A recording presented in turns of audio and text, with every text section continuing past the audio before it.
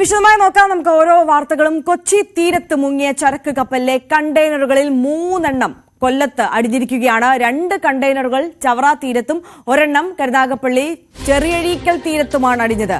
ഒഴിഞ്ഞ കണ്ടെയ്നറാണ് ചെറിയഴീക്കലിൽ അടിഞ്ഞത്. ആലപ്പുഴ, എറണാകുളം, തിരുവനന്തപുരം തീരത്തും ജാഗ്രതാ നിർദ്ദേശമുണ്ട്. തോട്ടപ്പള്ളി പൊഴി മുറിക്കുന്നത് നിർത്തിവെക്കാൻ ആലപ്പുഴ ജില്ലാ കളക്ടർ നിർദ്ദേശം നൽകിയിട്ടുണ്ട് ഈ ഘട്ടത്തിൽ.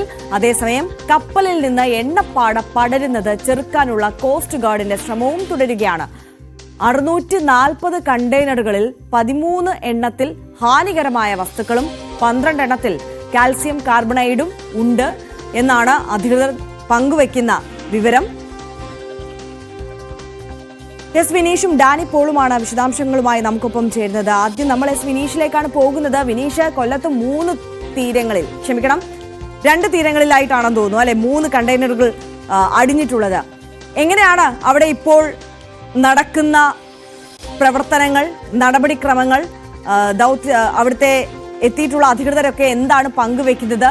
തീരദേശവാസികളൊക്കെ എത്രത്തോളം ആശങ്കയിലാണ് വിനീഷ്? ആദ്യ കൊല്ലം കരുനാഗപ്പള്ളിയിലായിരുന്നു കഴിഞ്ഞ ദിവസം രാത്രിയിൽ, അതായത് ചിറയീക്കൽ ഭാഗത്തായിരുന്നു കണ്ടെയ്നർ അടിഞ്ഞത്. ഒരു കണ്ടെയ്നറായിരുന്നു രാത്രിയിൽ അടിഞ്ഞത്. കണ്ടെയ്നറിന്റെ ഒരു ഭാഗം തുറന്ന നിലയിലായിരുന്നു. അതുപോലെ തന്നെ ഈ ചവറ ആൽത്തറമൂട് ഭാഗത്തും നീണ്ടകരയിലും ശക്തികുളങ്ങരയിലുമായിട്ട് കണ്ടെയ്നറുകൾ ഇന്ന് രാവിലെ അടിയുകയും ചെയ്തു. അതിൽ ഒരെണ്ണം തുറന്ന നിലയിലാണ്. അതിൽ 2 എണ്ണം ഇപ്പോഴും കടലിൽ ഒഴുകി നടക്കുന്ന സാഹചര്യമാണ് ഉള്ളത്. ഈ അറബിക്കടലിൽ മുങ്ങിയ ചരക്ക് കപ്പലിൽ നിന്നുള്ള കണ്ടെയ്നറാണ് തീരത്തടിഞ്ഞെന്നാണ് അറിയുന്നത്. കോസ്റ്റൽ പോലീസും അതുപോലെ തന്നെ കൊല്ലം കളക്ടറും റവന്യൂ അധികൃതരെല്ലാം തന്നെ കഴിഞ്ഞ ദിവസം രാത്രിയിൽ ഈ കരുനാഗപ്പള്ളിയിൽ എത്തുകയും പരിശോധന നടത്തുകയും ഒക്കെ ചെയ്തിരുന്നു. കൊച്ചി ഭാഗത്ത് മുങ്ങിയ കപ്പലിലെ കണ്ടെയ്നറുകൾ തന്നെയാണിതെന്നുള്ള നിഗമനത്തിൽ എത്തുകയും ചെയ്തു. നമുക്കറിയാൻ കഴിയുന്നതിന് ഇപ്പോൾ കസ്റ്റംസ് ജോയിന്റ് കമ്മീഷണർ അതുപോലെ തന്നെ രാവിലെ നടത്തുന്നു. ഫാക്ടറി ആൻഡ് ബോയിലേഴ്സ് വിഭാഗം എല്ലാം വന്ന് രാസപരിശോധന കൃത്യമായി നടത്തും. ഈ കെമിക്കൽ സാന്നിധ്യം ഉണ്ടോ എന്നുള്ളതാണ് അവർ കൃത്യമായും പരിശോധിക്കുന്നത്. നിലവിൽ കണ്ടെയ്നറിന്റെ ഒരു ഭാഗം തുറന്നിരിക്കുന്നത് കൊണ്ട് ഈ കരുനാഗപ്പള്ളി രീതിയിലുള്ള ആശങ്ക നിലനിൽക്കുന്നില്ല. ഇതിൽ നിന്ന് കെമിക്കൽ ചോർന്നിട്ടുണ്ടോ എന്നതും കൃത്യമായി തന്നെ അവർ പരിശോധിക്കുന്നുണ്ട്. കൊല്ലം കരുനാഗപ്പള്ളി ചെറിയഴീക്കൽ തീരത്തായിരുന്നു കഴിഞ്ഞ ദിവസം കണ്ടെയ്നർ അടിഞ്ഞത്. കണ്ടെയ്നറുടെ അടുത്തു നിന്നും 200 മീറ്റർ അകലം പാലിക്കണം എന്നുള്ള ഒരു നിർദ്ദേശത്തെ തുടർന്ന് സമീപത്തു നിന്നും 5 കുടുംബങ്ങളെ കഴിഞ്ഞ ദിവസം രാത്രിയിൽ തന്നെ സുരക്ഷിത സ്ഥലത്തേക്ക് മാറ്റി പാർപ്പിച്ച ഒരു സാഹചര്യം ഉണ്ടായിരുന്നു. അതുകൊണ്ട് തന്നെ ഈ കപ്പലിൽ നിന്ന് ഉൾക്കടലിലേക്ക് 6 മുതൽ 8 കണ്ടെയ്നർ വരെയാണ് വീണതെന്നുള്ള നിഗമനത്തിലേക്കായിരുന്നു. ഇതെല്ലാം കൊല്ലം ആലപ്പുഴ തീരത്തേക്ക് എത്തും എന്നുള്ളൊരു നിർദ്ദേശവും ഉണ്ടായിരുന്നു. എന്തായാലും ഇതിന്റെ അടിസ്ഥാനത്തിൽ നീണ്ടകര ഭാഗങ്ങളിൽ ഈ കോസ്റ്റൽ പോലീസ് ഉൾപ്പെടെ തെരച്ചിലുകൾ നടത്തിയിരുന്നു. അപ്പോഴാണ് കഴിഞ്ഞ ദിവസം രാത്രിയിൽ കരുനാഗപ്പള്ളി കണ്ടെയ്നർ അടിഞ്ഞതായിട്ടുള്ള വിവരം ലഭ്യമായത്. ഇപ്പോൾ ചവറ ആൽത്തറമൂട് ഭാഗത്തും ശക്തികുളക്കരയിലുമായിട്ടാണ് ബാക്കി കണ്ടെയ്നറുകൾ സൂചിപ്പിച്ചതുപോലെ നേരത്തെ സൂചിപ്പിച്ച 3 കണ്ടെയ്നറുകൾ അടിഞ്ഞിരിക്കുന്നത്.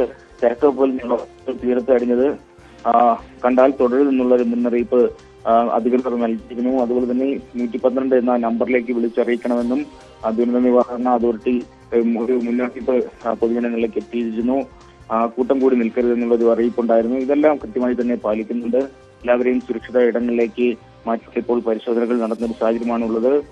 മലിനീകരണ നിയന്ത്രണ ബോർഡും പോലീസും കോസ്റ്റ് ഗാർഡും ആവശ്യത്തിനുള്ള നിർദ്ദേശങ്ങൾ നൽകി പരിശോധന നടന്നു വരുന്നുണ്ട്. തീർച്ചയായും വിനീഷാണ് വിവരങ്ങൾ നൽകുന്നത്. ചവറ തീരത്ത് 2 കണ്ടെയ്നറുകളും കരുനാഗപ്പള്ളി ചെറിയഴീക്കൽ തീരത്ത് 1 കണ്ടെയ്നറുമാണ് അടിഞ്ഞിട്ടുള്ളത്. അവിടെ വേണ്ട വിധത്തിലുള്ള പരിശോധനകളും മുന്നൊരുക്കങ്ങളും ഒക്കെ നേരത്തെ തന്നെ കോസ്റ്റ് ഗാർഡിന്റെ അടക്കം നേതൃത്വത്തിൽ നടന്നു വരികയായിരുന്നു. കാരണം ദുരന്ത നിവാരണ അതോറിറ്റി വളരെ നേരത്തെ തന്നെ മുന്നറിയിപ്പ് നൽകിയിട്ടുണ്ടായിരുന്നു. കൊല്ലം ആലപ്പുഴ തീരത്തേക്ക് ഈ കണ്ടെയ്നറുകൾ എത്താനുള്ള സാധ്യതയാണ് ഉള്ളത് എന്നുള്ളത്. ആ നിഗമനങ്ങൾ ശരിവെക്കുന്ന തരത്തിലാണ് ഇപ്പോൾ കൊല്ലത്തേക്ക് 3 കണ്ടെയ്നറുകളാണ് എത്തിയിട്ടുള്ളത്. അതിൽ ഒരെണ്ണം ഒഴിഞ്ഞ കണ്ടെയ്നർ ആയിരുന്നു. മറ്റ് 2 കണ്ടെയ്നറുകളിൽ ഉള്ള രാസ സാന്നിധ്യം അടക്കം പരിശോധിക്കേണ്ടതുണ്ട്. എന്തായാലും ചെറിയഴീക്കലിൽ നിന്ന് 5 കുടുംബത്തെ ഇപ്പോൾ മാറ്റി സുരക്ഷിത സ്ഥാനങ്ങളിലേക്ക് മാറ്റി പാർപ്പിച്ചിട്ടുണ്ട്. അതീവ ജാഗ്രതയിലാണ് തീരദേശമുള്ളത്. തിരുവനന്തപുരം ജില്ലയിലടക്കം തീരദേശത്തൊക്കെ വലിയ ജാഗ്രതാ നിർദ്ദേശമൊക്കെ നൽകുന്നുണ്ട്. നമുക്ക് കൊച്ചിയിലേക്ക് കൂടി ഒന്ന് പോകാം. ഈ കപ്പലിൽ നിന്ന് എണ്ണപ്പാട പടരുന്നത് ചെറുക്കാനുള്ള കോസ്റ്റ് ഗാർഡിന്റെ ശ്രമം അവിടെ തുടരുകയാണ്. 640 കണ്ടെയ്നറുകളിൽ 13 എണ്ണത്തിൽ ഹാനികരമായ വസ്തുക്കളും 12 എണ്ണത്തിൽ കാൽസ്യം കാർബൈഡും ഉണ്ട് എന്നുള്ളതാണ് അധികൃതർ പങ്കുവെക്കുന്ന വിവരം. ഡാനി പോൾ ഉണ്ട് കൊച്ചിയിൽ നിന്ന്. ഡാനി, എന്താണ് സാഹചര്യം? ഈ കാൽസ്യം കാർബൈഡ് ഒക്കെ വെള്ളവുമായി ചേർന്ന് കഴിയുമ്പോൾ ഗുരുതരമായ പ്രശ്നങ്ങളൊക്കെ ഉണ്ടാകുമെന്നാണ് പല വിദഗ്ധരും കഴിഞ്ഞ ദിവസങ്ങളിലൊക്കെ തന്നെയും ചൂണ്ടിക്കാണിച്ചത്.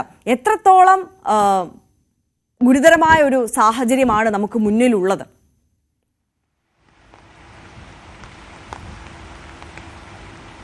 രീതിയിൽ ഗുരുതര സാഹചര്യം എന്ന് പറയുന്നത് ഈ രാസവസ്തുക്കൾ കടലിൽ കലരുന്നത് മൂലമുണ്ടാകുന്ന പ്രത്യാഘാതങ്ങൾ തന്നെയാണ്. അത് ഏത് രീതിയിലാണ് പ്രതിഫലിക്കുക എന്നതടക്കമുള്ള കാര്യങ്ങളാണ് കഴിഞ്ഞ ദിവസങ്ങളിൽ വിദഗ്ധർ ചർച്ച ചെയ്തത്. ഗുരുതരമായ വിഷയങ്ങൾ ഉണ്ടാക്കും. അത് പാരിസ്ഥിതികമായ പ്രശ്നങ്ങൾക്കപ്പുറം അത് വലിയ പൊട്ടിത്തെറിയിലേക്കും അടക്കം നീങ്ങുവാനുള്ള സാധ്യതകളുണ്ട് എന്ന തരത്തിലുള്ള വിലയിരുത്തലുകളും വന്നിരുന്നു. അതുകൊണ്ട് തന്നെയാണ് ഈ കണ്ടെയ്നറുകളെ സമീപിക്കുന്നത് വളരെ സൂക്ഷിച്ചു വേണം എന്ന രീതിയിൽ തന്നെ പറഞ്ഞിരിക്കുന്നത്. കാരണം ഇത് ഹാനികരമാകുന്ന വസ്തുക്കൾ അത് ഏതാണ്ട് 13 കണ്ടെയ്നറുകളോളം തന്നെ ഈ രീതിയിൽ ഉള്ളതാണ്. ഒരു കണ്ടെയ്നർ ഏതാണ്ട് 22 ടണ്ണോളം അതിന് ഭാരവും വരും. അപ്പോൾ ഇത് വളരെ സൂക്ഷിച്ച് കൈകാര്യം ചെയ്യുക എന്നത് മാത്രമാണ് വിദഗ്ധർ തന്നെയാണ് ഇതിൽ നേരിട്ട് ഇടപെടേണ്ടതും അത് നിയന്ത്രണ വിധേയമാക്കേണ്ടതുമെല്ലാം അവർ തന്നെയാണ്. അതുകൊണ്ടാണ് ആളുകളോട് ഈ രീതിയിലേക്ക് കാര്യങ്ങൾ വളരെ എളുപ്പം എന്ന രീതിയിലേക്ക് ആരും തന്നെ കാര്യങ്ങൾ കാണേണ്ടതില്ല എന്ന് പറയുന്നത്. ഇപ്പോൾ കൊല്ലം തീരത്ത് ഭാഗത്ത് അടിഞ്ഞിരിക്കുന്ന കണ്ടെയ്നറുകൾ അത് തുറന്ന നിലയിലായിരുന്നു എന്നാണ് മനസ്സിലാക്കാനായിട്ട് സാധിക്കുന്നത്. പക്ഷേ ഇത്തരം ഈ രാസവസ്തുക്കൾ അടങ്ങിയ കണ്ടെയ്നറുകൾ അത് കുറച്ചുകൂടി ഉറപ്പുള്ള രീതിയിലും കൈകാര്യം ചെയ്യുന്നത് ആ രീതിയിലുള്ളൊരു സംവിധാനങ്ങളാണ് അതിന് ഉപയോഗിച്ചിരുന്നത്. അത് ഇപ്പോൾ അടിഞ്ഞിരിക്കുന്നത് അത്തരത്തിലുള്ളതാകാനുള്ള ഒരു വഴിയില്ല എന്നൊരു പ്രാഥമികമായ വിലയിരുത്തൽ അധികൃതരുടെ ഭാഗത്തു നിന്നുണ്ട്. എങ്കിലും അതിൽ കുറെ കൂടി പരിശോധനകളടക്കമുള്ള കാര്യങ്ങൾ നടത്തേണ്ടതുണ്ട്. അത്തരം കാര്യങ്ങൾ വൈകാതെ തന്നെ ഉണ്ടാകുമെന്ന് തന്നെയാണ് പ്രതീക്ഷിക്കുകയും ചെയ്യുന്നത്. ഈ കപ്പൽ മുങ്ങിയ സ്ഥലത്ത് ഇപ്പോഴും കോസ്റ്റ് ഗാർഡിൻ്റെ നിരീക്ഷണം തുടരുന്നുണ്ട്. അവിടെയുള്ള കോസ്റ്റ് ഗാർഡിൻ്റെ കപ്പൽ സക്ഷം എന്ന് പറയുന്ന കപ്പൽ അതിനാണ് കൂടുതലായിട്ട് ഇത്തരം മലിനീകരണ നിയന്ത്രണ സംവിധാനങ്ങൾ കാര്യങ്ങളെല്ലാം തന്നെ ഉള്ളത്. ഈ കപ്പലിൽ നിന്ന് വലിയ രീതിയിൽ സംഭരിച്ചിട്ടുള്ള ഡീസലും ഫർണസ് ഓയിലും എല്ലാം തന്നെ പുറത്തേക്ക് വരുന്നു എന്നത് ഇന്നലെ തന്നെ കോസ്റ്റ് ഗാർഡ് സ്ഥിരീകരിച്ചിരുന്നു. അപ്പോൾ അത്തരം കാര്യങ്ങൾ നിയന്ത്രണ വിധേയമാക്കുന്നതിന് വേണ്ടിയാണ് ഇപ്പോഴും കോസ്റ്റ് ഗാർഡ് ശ്രമിക്കുന്നത്.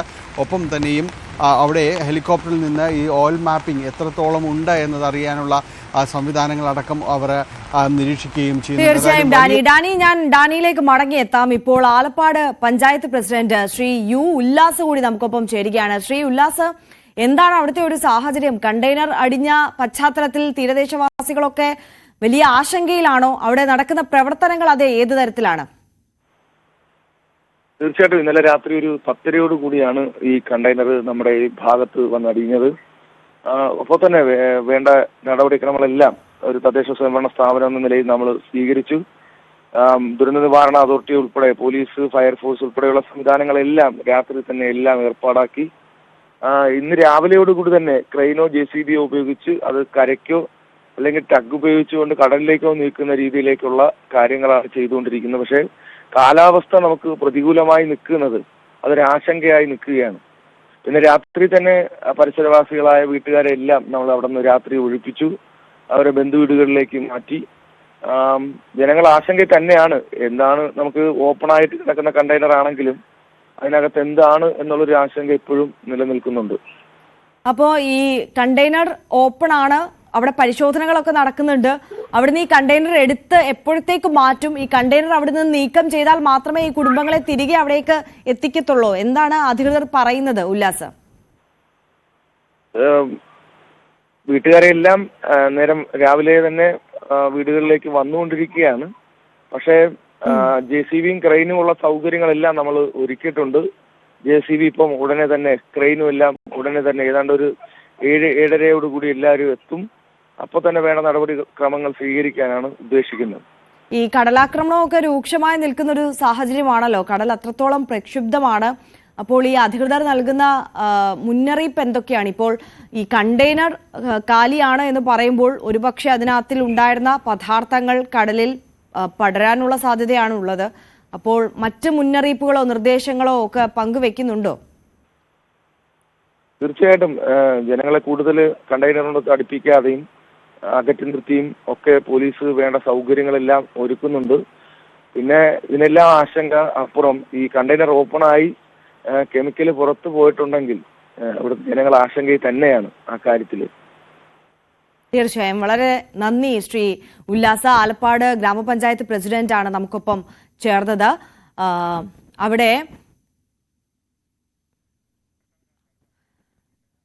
അവിടെ വലിയ ആശങ്കാജനകമായ സാഹചര്യമാണ്. കുടുംബങ്ങളെയൊക്കെ ഇന്നലെ രാത്രി തന്നെ മാറ്റിയിരുന്നു. ഇപ്പോൾ രാവിലെ സ്വന്തം വീടുകളിലേക്ക് മടങ്ങിയെത്തുന്ന സാഹചര്യമാണ് എന്നുള്ളതാണ് പറയുന്നത്. ഇപ്പോൾ കെ രാജീവൻ നീണ്ടകര പഞ്ചായത്ത് പ്രസിഡന്റാണ്, അദ്ദേഹം കൂടി നമുക്കൊപ്പം ചേരുകയാണ്.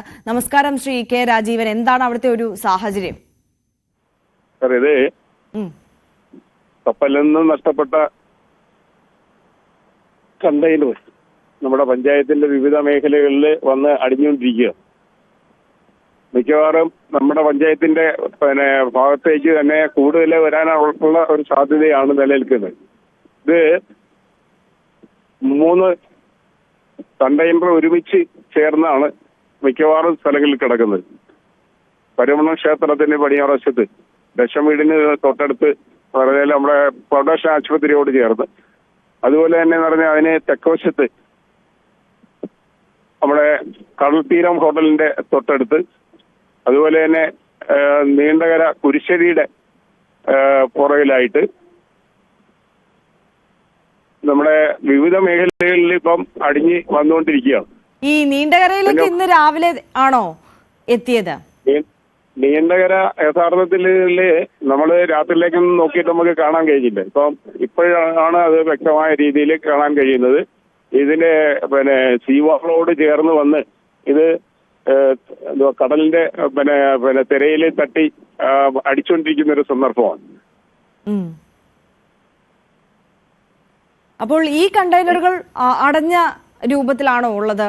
അല്ലല്ല, ഇതിനകത്ത് യഥാർത്ഥത്തിൽ ഇതിനകത്തുള്ള പപ്പിങ് ഉൾപ്പെടെ ഉള്ളത് പുറത്തു പോകുന്നതായിട്ടാണ്. നേരത്തെ ഇത് കാലിയാണോ എന്ന് വ്യക്തമായിട്ട് മനസ്സിലാവുന്നില്ല യഥാർത്ഥത്തില്. ഓക്കെ. അവിടെ ഇപ്പോൾ ബന്ധപ്പെട്ട അധികൃതർ എല്ലാവരും ഉണ്ടല്ലേ? അതെ, 3 കണ്ടെയ്നറാണ് ഒരുമിച്ച് കിടക്കുന്നത്. അതിനകത്ത് ഇപ്പൊ എന്ന് പറഞ്ഞാൽ കല്ലുമായിട്ട് അടിച്ച് യഥാർത്ഥത്തിൽ ഇത് നഷ്ടപ്പെട്ട് ചീത്തയായിക്കൊണ്ടിരിക്കുന്ന ഒരു സന്ദർഭമാണ് നമുക്ക് കാണാൻ കഴിയുന്ന പറയുന്നത്. ഇതിന്റെ പുറമേ ഉള്ള അതിന്റെ ഹീലിംഗ് എല്ലാം പോകുന്ന ഒരു കാഴ്ചപ്പാടാണ്. വീഡിയോയിൽ വരികയാണെങ്കിൽ എടുത്ത് കാണിക്കാൻ കഴിയുന്ന. പൊതുവെ ഈ നീണ്ടകരയിലൊക്കെ രാവിലെ ഈ സമയത്ത് മത്സ്യത്തൊഴിലാളികളുടെയും അത് മത്സ്യം വാങ്ങാൻ എത്തുന്ന ആളുകളുടെയും ഒക്കെ ഒരു വലിയ തിരക്ക് കാണുന്ന ഒരു സമയം കൂടിയാണല്ലോ അല്ലെ? നീണ്ടകര ഹാർബറിന്റെ ഹാർബർ കഴിഞ്ഞിട്ട് വടക്കോട്ടുള്ളതാണ് നമ്മുടെ നീണ്ടകര പഞ്ചായത്തുമായി ബന്ധപ്പെട്ട് കിടക്കുന്ന സ്ഥലം. അതിന്റെ കടലിനോട് ചേർന്നിട്ടാണ് ഇതിനകത്തോട്ട് വന്ന ഒരു കാഴ്ചപ്പാടല്ല ഉള്ളത്. നിലവിൽ കടലിന്റെ തീരപ്രദേശങ്ങളിലാണ് ഇത് വന്നിട്ടുള്ളത്. ഇത് അടിച്ച് ഇതിന്റെ നഷ്ടങ്ങൾ സംഭവിക്കുമ്പോൾ ഇതിനകത്തുള്ള പ്രോസസിംഗ് ഉണ്ട്. അത് പറഞ്ഞാല് പാടുപാടിയായിട്ട് ഇളകി പോകുന്നൊരു കാഴ്ചപ്പാടാണ്. ഓക്കെ. അവിടെ ഈ സമീപ പ്രദേശത്തൊക്കെ ആളുകൾ താമസിക്കുന്നുണ്ടോ? ആളുകളൊക്കെ താമസിക്കുന്നത് തന്നെയാണ്. തീരപ്രദേശത്ത് നമ്മുടെ മത്സ്യത്തൊഴിലാളികൾ തിങ്ങി പാർക്കുന്ന സ്ഥലമാണ്. അവിടെ മാറി താമസിക്കാൻ വല്ല നിർദ്ദേശം മറ്റോ നൽകിയോ? അതിന്റെ ആവശ്യമൊന്നുമില്ല. ഈ പറയുന്നതിനകത്ത് ആരും ടച്ച് ചെയ്യണ്ട എന്നുള്ളൊരു കാഴ്ചപ്പാടാണ് ഉള്ളത്. അവരെയൊക്കെ നേരത്തെ തന്നെ ബോധവൽക്കരിച്ചിട്ടുണ്ട്. ആ വിഷയത്തിൽ എന്ന് പറഞ്ഞാല് പഞ്ചായത്തിന്റെ വിവിധ വാർഡുകളിലെ മെമ്പർമാര് അതിന് അവർക്കുള്ള നിർദ്ദേശങ്ങൾ കൊടുക്കാനായിട്ട് ഇവിടെ ഈ പ്രദേശത്ത് എല്ലായിടത്തും എല്ലാ വാർഡുകളിലും ആളുകളെ പഞ്ചായത്ത് മെമ്പർമാര് നിറഞ്ഞിരിക്കുന്നുണ്ട്. അതുപോലെ പോലീസ് ഉദ്യോഗസ്ഥര് ഇത് ദുരന്ത വിഷയവുമായി ബന്ധപ്പെട്ട് വരുന്ന മാനേജ്മെന്റുമായിട്ട് ബന്ധപ്പെട്ട് വരുന്ന ആൾക്കാരുമൊക്കെ ഇന്നലെ തൊട്ട് ഈ പറയുന്ന പ്രദേശത്ത് സജീവമായിട്ടുണ്ട്. ശരി. വളരെ നന്ദി ശ്രീ കെ രാജീവൻ ഈ ഘട്ടത്തിൽ ഞങ്ങളോട് പ്രതികരിച്ചതിന്. നീണ്ടകര പഞ്ചായത്ത് പ്രസിഡന്റ് ശ്രീ കെ രാജീവനാണ് നമുക്കൊപ്പം ചേർന്നത്. ഞാൻ വീണ്ടും കൊച്ചിയിലേക്ക് പോവുകയാണ്. അവിടെ ഡാനി ഇപ്പോൾ തുടരുന്നുണ്ട്. ഡാനി, ഇപ്പോൾ ഗുരുതരമായ പാരിസ്ഥിതിക പ്രത്യാഘാതങ്ങൾ ഉണ്ടാക്കാം, ഈ കടൽ സമ്പത്തിനെ അടക്കം ഇത് ഗുരുതരമായി ബാധിക്കാം എന്നൊക്കെ നേരത്തെ തന്നെ വിദഗ്ധർ ചൂണ്ടിക്കാണിക്കുന്ന വിഷയമാണ്.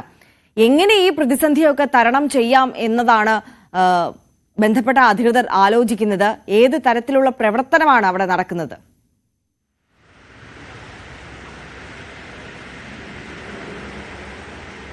ഇതിൽ ഏറ്റവും പ്രധാനമെന്ന് പറയുന്നത് ഇപ്പോൾ കപ്പൽ മുങ്ങിയ ഭാഗത്ത് അവിടെ നിന്ന് കൂടുതൽ രീതിയിലുള്ള ഈ ഓയിൽ മാപ്പിംഗ് പോലുള്ള കാര്യങ്ങൾ ഉണ്ടാകാതിരിക്കുക എന്ന കാര്യത്തിന് ഇപ്പോൾ ഏറ്റവും കൂടുതലായിട്ട് ശ്രദ്ധ ചെലുത്തുന്നുണ്ട്. അവിടെ ആ ഒരു വലിയ പ്രദേശത്തടക്കം യാതൊരു രീതിയിലുള്ള കടന്നുവരവും മത്സ്യബന്ധനത്തിനോ അതുവഴി കടന്നു പോകുന്നതിനോ ഒന്നും തന്നെ സാധ്യമല്ല എന്ന് വ്യക്തമാക്കിയിട്ടുണ്ട്. മറ്റ് കപ്പലുകൾക്ക് പ്രത്യേകിച്ചൊരു കപ്പൽച്ചാൽ കൂടിയാണ് അവിടെ അത് ഒഴിവാക്കി കടന്നു പോവുക എന്ന നിർദ്ദേശമടക്കം നൽകിയിട്ടുണ്ട്. കാരണം ഈ അപകടകരമായ രാസവസ്തുക്കൾ കലർന്നതുകൊണ്ടാണ് അത് കൂടുതലും. കാരണം അത് ഏത് രീതിയിൽ പ്രതികരിക്കുന്നു എന്നതടക്കമുള്ള കാര്യങ്ങളിൽ ഇപ്പോഴും ആശങ്ക നിലനിൽക്കുന്നുണ്ട്. മറ്റൊന്ന് ഇത് കപ്പലിനൊപ്പം തന്നെ അതിൻ്റെ കപ്പലിൻ്റെ ഉൾഭാഗത്താണ് ഇത്തരം ഈ വലിയ പ്രത്യാഘാതങ്ങൾ ഉണ്ടാക്കുന്ന രാസവസ്തുക്കൾ അടങ്ങിയ കണ്ടെയ്നറുകൾ സൂക്ഷിച്ചിരുന്നത് എന്നൊരു വിവരം കൂടി വരുന്നുണ്ട് അതിൻ്റെ കാര്യങ്ങൾ. അപ്പോൾ ഒരുപക്ഷെ അത് ഇത്തരം ഈ ഹസാർഡ്സ് ഉള്ള കണ്ടെയ്നറുകൾ ഒരുപക്ഷെ കപ്പലിനൊപ്പം തന്നെ താഴേക്ക് പതിച്ചിട്ടുണ്ടോ എന്ന കാര്യത്തിലും അതെല്ലാം തന്നെ പരിശോധനയ്ക്ക് ശേഷം മാത്രമേ അത് വ്യക്തമാവുകയുള്ളൂ. കാരണം കൂടുതൽ പരിശോധനകൾ ഈ കാര്യത്തിൽ ആവശ്യമാണ്. ആധികാരികമായി കടലിനാഴങ്ങളിലേക്ക് പോയ കപ്പലിനകത്ത് നിന്ന് ഏത് രീതിയിലാണ് അതിൽ നിന്ന് കണ്ടെയ്നറുകൾ പുറത്തേക്ക് വന്നത് എന്നതടക്കമുള്ള കാര്യങ്ങൾ പരിശോധിക്കേണ്ടതുണ്ട് എന്ന് തന്നെയാണ് തീരരക്ഷാസേന അടക്കം അറിയിച്ചിരിക്കുന്നത്. അപ്പോൾ ഈ പുറത്തേക്ക് വന്ന കണ്ടെയ്നറുകൾ, ഒഴുകി നടക്കുന്ന കണ്ടെയ്നറുകൾ ഒരുപക്ഷെ വലിയ രീതിയിൽ വിഷയങ്ങൾ ഉണ്ടാക്കുന്നതായിരിക്കില്ല. മറ്റൊന്ന് ഈ കപ്പലിനൊപ്പം തന്നെ ആഴങ്ങളിലേക്ക് പോയതിൽ ഒരുപക്ഷെ ഇത്തരം വസ്തുക്കൾ ഉണ്ടായിരിക്കാമെന്നതുകൊണ്ട് അതുകൊണ്ടാണ് ഇവിടുന്ന് മറ്റു കപ്പലുകൾക്കും മീൻപിടുത്തക്കാർക്കുമെല്ലാം ആ മേഖലയിൽ ഒരു ജാഗ്രതാ നിർദ്ദേശം അടക്കം നൽകിയിരിക്കുന്നത്. ഇത്തരം കാര്യങ്ങളിൽ എന്തെല്ലാം വിശദീകരണം എന്നത് സംബന്ധിച്ച് ഇന്നൊരുപക്ഷെ ഒരു ആധികാരികമായ രീതിയിലുള്ള വിലയിരുത്തൽ തീരരക്ഷാസേനയുടെ ഭാഗത്തുനിന്ന് ഇന്നുണ്ടായേക്കുമെന്ന് തന്നെയാണ് നമ്മൾ മനസ്സിലാക്കുന്നത്. കാരണം അവർ ആ ഭാഗത്ത് കൃത്യമായ രീതിയിലുള്ള പരിശോധനകളും കാര്യങ്ങളും എല്ലാം തന്നെ നടത്തുന്നുണ്ട്. ഇപ്പോൾ ഈ കപ്പൽ മുങ്ങിയ ഭാഗത്ത് നിരീക്ഷണം നടത്തുന്ന ഹെലികോപ്റ്ററുകളുണ്ട്. ഒപ്പം തന്നെയും ഈ ICGS സക്ഷം എന്ന് പറയുന്ന കപ്പൽ അത്യാധുനിക സംവിധാനങ്ങൾ ഈ ഓയിൽ മാപ്പിംഗ് അടക്കമുള്ള കാര്യങ്ങൾ നിയന്ത്രിക്കാനുള്ളതാണ്. അതുപോലും മാറി നിന്നുകൊണ്ടുള്ള ഒരു നിരീക്ഷണവും അവരുടെ ഈ രീതിയിൽ തടയാനുള്ള രക്ഷാപ്രവർത്തനവുമാണ് ഇപ്പോൾ നടക്കുന്നത്.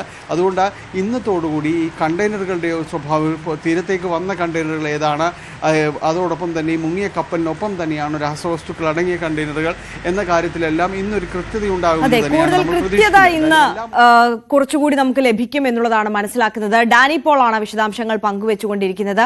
എന്തായാലും കൊല്ലം തീരത്തേക്കും ആലപ്പുഴ തീരത്തേക്കും ഒക്കെ ഇനിയും കണ്ടെയ്നറുകൾ അടിയാനുള്ള ഒരു സാധ്യത തന്നെയാണ് മുന്നിലുള്ളത്. കപ്പൽ മുങ്ങിയ സാഹചര്യത്തിൽ തോട്ടപ്പള്ളി പൊഴി മുറിക്കുന്നത് 20 മീറ്റർ അകലെ വെച്ച് നിർത്താൻ നിർദ്ദേശം ആലപ്പുഴ കളക്ടർ നൽകിയിട്ടുണ്ടായിരുന്നു. ഇന്നലെയാണ് ഈ പൊഴി മുറിക്കുന്ന പ്രക്രിയ ആരംഭിച്ചത്.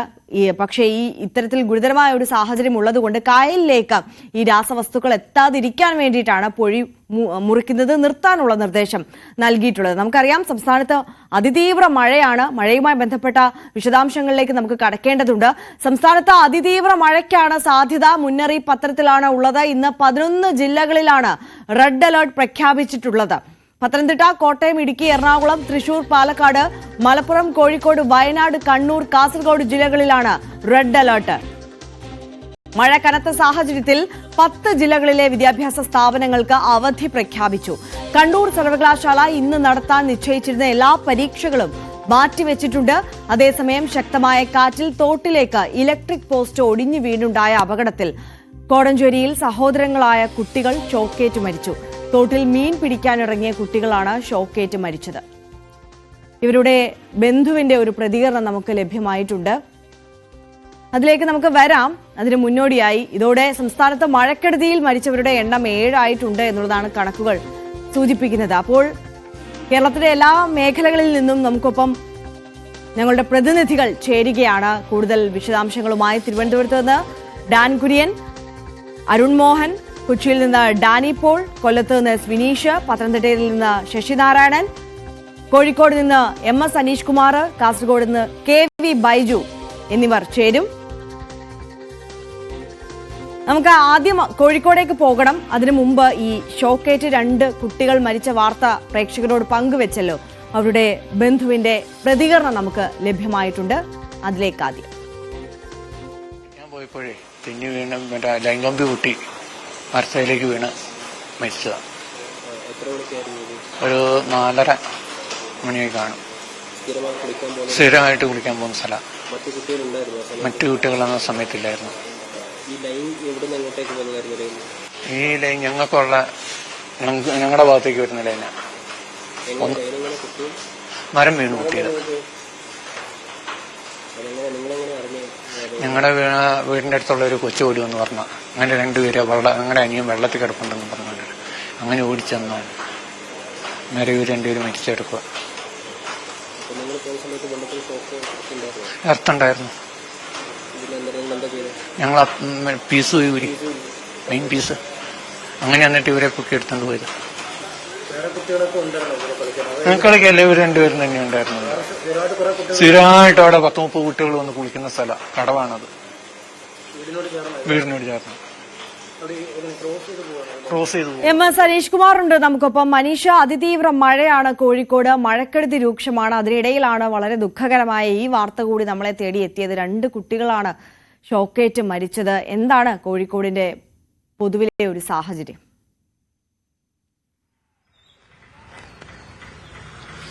കോഴിക്കോട് കഴിഞ്ഞ ഏതാനും ദിവസങ്ങളായി തന്നെ കനത്ത മഴ തുടരുകയാണ്. അതിതീവ്ര മഴയ്ക്കുള്ള മുന്നറിയിപ്പാണ് ജില്ലയിൽ എല്ലായിടത്തുമുള്ളത്. നഗരപ്രദേശങ്ങളിലും ഗ്രാമപ്രദേശങ്ങളിലും മലയോര മേഖലകളിലുമൊക്കെ വലിയ രീതിയിൽ തന്നെ മഴ പെയ്യുന്നു. ഒപ്പം മഴയോട് കൂടെ വലിയ രീതിയിൽ കാറ്റടിക്കുന്നു എന്നതാണ് ഏറെ അപകടങ്ങൾ വിതയ്ക്കുന്നത്. നമ്മളിപ്പോൾ തന്നെ നിൽക്കുന്ന ഇടത്ത് വലിയ കാറ്റടിച്ച് കൂറ്റൻ മരങ്ങൾ കടപുഴകി വീണിരിക്കുന്ന ദൃശ്യങ്ങൾ തന്നെ നമുക്ക് കാണാൻ കഴിയും. മുക്കത്താണ് ഉണ്ടായിരിക്കുന്നത്. ഇങ്ങനെ ഈ മലയോര മേഖലകളോട് ചേർന്ന ഇടങ്ങളിലൊക്കെ വലിയൊരു തോതിൽ കാറ്റടിക്കുന്നു. കൊടുങ്കാറ്റ് എന്ന രീതിയിൽ തന്നെ കാറ്റടിക്കുന്നു എന്നാണ് നാട്ടുകാർ പറയുന്നത്. എന്തായാലും ഇത്തരമൊരു കാറ്റിലാണ് കോടഞ്ചേരിയിലെ ആ തേക്കുമരം കടപുഴകി വീഴുകയും അത് പുഴയിലേക്ക് ചാഞ്ഞു നിൽക്കുന്ന പോസ്റ്റിൽ പതിക്കുകയും ചെയ്ത് ആ പോസ്റ്റും വൈദ്യുതി കമ്പിയും കൂടി പിന്നീട് പുഴയിലേക്ക് നീങ്ങുകയും പുഴയിൽ കുളിക്കുകയായിരുന്ന 2 കുട്ടികളുടെ ദാരുണമായ മരണം സംഭവിക്കുകയും ചെയ്ത ഒരു കാഴ്ച ഉണ്ടായിരിക്കുന്നത്. അങ്ങനെ പലയിടങ്ങളിലായി ഇത്തരം കാര്യങ്ങൾ റിപ്പോർട്ട് ചെയ്തിരിക്കുന്നു. കോഴിക്കോട് ജില്ലയിൽ മാത്രം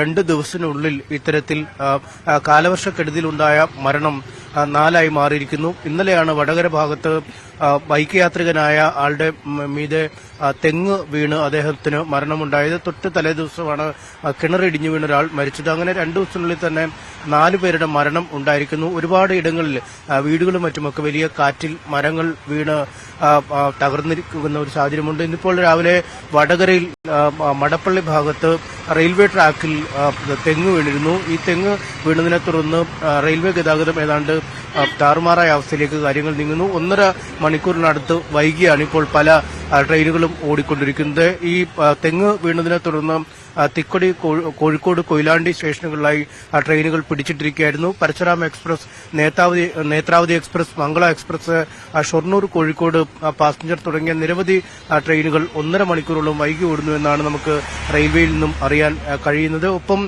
തീരപ്രദേശങ്ങളിലും വലിയ കടക്ഷോഭം നേരിടുന്നു. ആ മേഖലകളിലുമൊക്കെ വലിയ പ്രശ്നങ്ങൾ സൃഷ്ടിച്ചാണ് കാലവർഷം കടന്നുപോകുന്നത്. എന്തായാലും രാത്രിയാത്രാ നിരോധനം ഇന്നലെ ജില്ലയിൽ ഉണ്ടായിരുന്നു.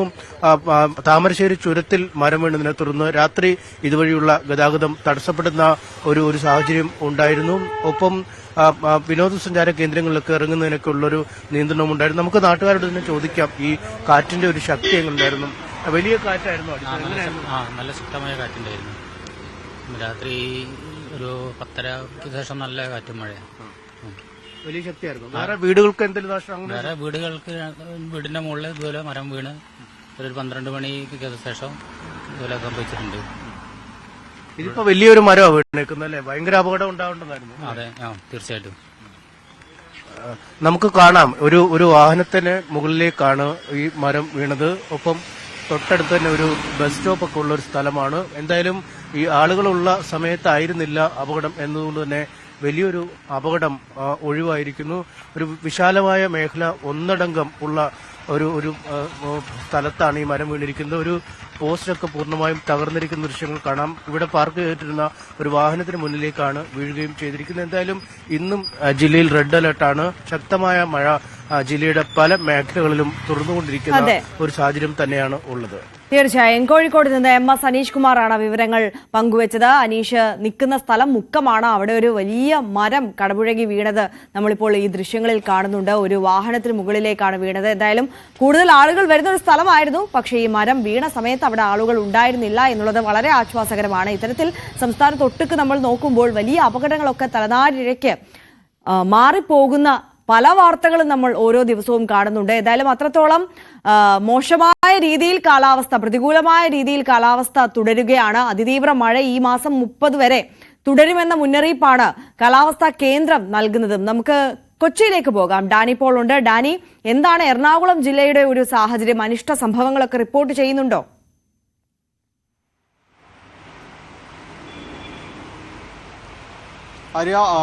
എറണാകുളം ജില്ലയിലേക്ക് വരുമ്പോൾ ശക്തമായ രീതിയിൽ തന്നെ മഴ തുടരുന്ന സാഹചര്യം തന്നെയാണ്. ഇന്ന് ജില്ലയിൽ റെഡ് അലർട്ടാണ് പ്രഖ്യാപിച്ചിരിക്കുന്നത്.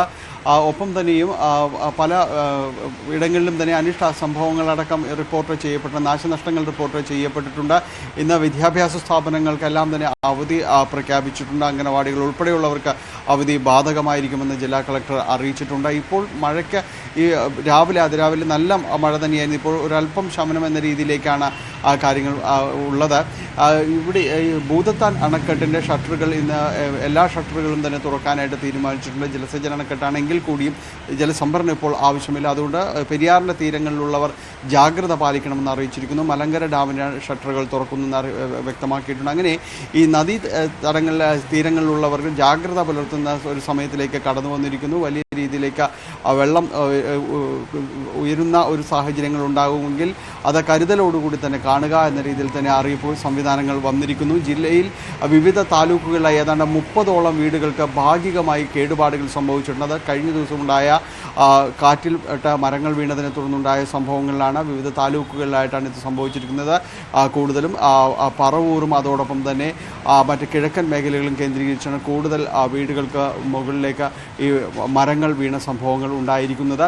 ഒപ്പം തന്നെയും ജില്ലയുടെ തീരമേഖലകളും അതീവ ജാഗ്രതയിൽ തന്നെ കടന്നു പോകുന്നു. കാരണം തിരമാലകൾ ഉയരാനുള്ള സാഹചര്യമുണ്ട് എന്ന രീതിയിലുള്ള അറിയിപ്പുകളുണ്ട്. അതുകൊണ്ട് കൂടുതൽ ജാഗ്രത ഈ മേഖലയിൽ പുലർത്തണമെന്ന് പറഞ്ഞിട്ടുണ്ട്. നമുക്കറിയാം പശ്ചിമ കൊച്ചിയുടെ മേഖലകൾ, അതോടൊപ്പം തന്നെ വൈപ്പിൻ, ഇടവനക്കാട് മേഖലകൾ, ഇവിടങ്ങളിലെല്ലാം സാധാരണ രീതിയിൽ തന്നെ കാലവർഷ സമയത്ത് തന്നെയും തിരമാലകൾ വലിയ രീതിയിൽ വിഷയങ്ങൾ ഉണ്ടാക്കുന്നതാണ്. വീടുകൾക്ക് കേടുപാടുകൾ സംഭവിക്കുന്നതാണ്. ചെല്ലാനം മേഖലയിലും കണ്ണമാലി സ്ഥലങ്ങളിലുമെല്ലാം തന്നെ ഇത് സംഭവിക്കുന്നുണ്ട്. കഴിഞ്ഞ ദിവസങ്ങളിലും അവിടെ പ്രതിഷേധങ്ങൾ ഉണ്ടായിരുന്നു. അപ്പോൾ ഇവിടങ്ങളിലെല്ലാം വേണ്ടി വന്നാൽ ആളുകളെ ഒഴിപ്പിക്കാൻ സജ്ജമായിരിക്കാനായിട്ട് ജില്ലാ ഭരണകൂടം തദ്ദേശ സ്ഥാപനങ്ങളോട് നിർദ്ദേശിച്ചിട്ടുണ്ട്. അതനുസരിച്ച് ആളുകളെ ഉൾക്കൊള്ളാവുന്ന രീതിയിലേക്ക് ദുരിതാശ്വാസ ക്യാമ്പുകളെല്ലാം വേണ്ടി വന്നാൽ ഉടൻ ആരംഭിക്കണമെന്നതടക്കമുള്ള നിർദ്ദേശങ്ങൾ നിലവിലുണ്ട്. അങ്ങനെ പൊതുവിൽ ജാഗ്രതയിൽ തന്നെയാണ് എറണാകുളം ജില്ല പൊതുവിൽ കടന്നു പോകുന്നത്. പ്രത്യേകിച്ച് പെരിയാറിന്റെ കരകളിലുള്ളവരോട് ജാഗ്രത പുലർത്തണമെന്ന് പറഞ്ഞിട്ടുണ്ട്. പ്രത്യേകിച്ച് ഈ ഡാമുകളുടെ ഷട്ടറുകൾ അത് ഭാഗികമായിട്ട് തുറക്കുന്നു. അതുകൊണ്ട് തന്നെയാണ് കൂടുതലായിട്ടും ഇത്തരം കാര്യങ്ങളിലേക്ക് ജാഗ്രത വന്നിരിക്കുന്നത്. തീർച്ചയായും ഡാനി പോളാണ് എറണാകുളത്തെ വിവരങ്ങൾ പങ്കുവച്ചത്. എറണാകുളത്തും റെഡ് അലർട്ടാണ്. അതീവ ജാഗ്രത തുടരുകയാണ്. അവിടെ വേണ്ട മുന്നൊരുക്കങ്ങളൊക്കെ അധികൃതർ എടുത്തിട്ടുണ്ട് എന്നും പറയുന്നു. പെരിയാറിന്റെ തീരത്തുള്ളവർ പ്രത്യേകിച്ച് ജാഗ്രത പുലർത്തേണ്ട സമയം കൂടിയാണ്. തിരുവനന്തപുരത്തേക്ക് പോകാം. ഡാൻ കുര്യനുണ്ട്. Dan, good morning. എന്താണ് തിരുവനന്തപുരത്തെ ഒരു സാഹചര്യം? ഇടതടവില്ലാതെ മഴ പെയ്യുന്ന ഒരു സാഹചര്യം തിരുവനന്തപുരത്ത് ഇല്ല എന്ന് തോന്നുന്നു, അല്ലേ?